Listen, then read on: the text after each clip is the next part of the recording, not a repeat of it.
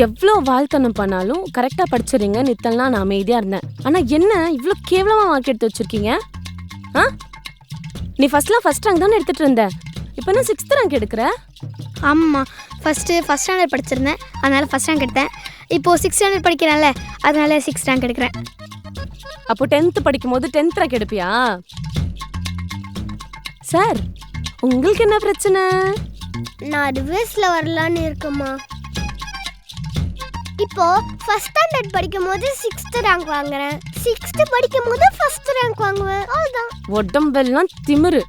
1 லட்ச ரூபாய் ஃபீஸ் கட்டி உங்களை ஸ்கூல்ல சேர்த்து விட்டா இங்க வந்து நக்கலா பண்றீங்க என்கிட்ட. இப்படியே போனா சரிப்பட்டு வராது. ஒழுங்கா 2 பேரும் டியூஷன் போய் நல்ல மார்க் எடுக்கிற வழியை பாருங்க. அம்மா, எங்களெல்லாம் எந்த டியூஷன்லயும் சேர்க்க மாட்டாங்களேம்மா. போற இடம்லாம் ஏதாவது பிரச்சனை பண்ணிட்டு வந்து நைஸா வந்து உட்காந்துட்டா எப்படி சேர்த்துப்பாங்க உங்களெல்லாம்? உங்களை டியூஷன் அமிச்செல்லாம் சரி வராது.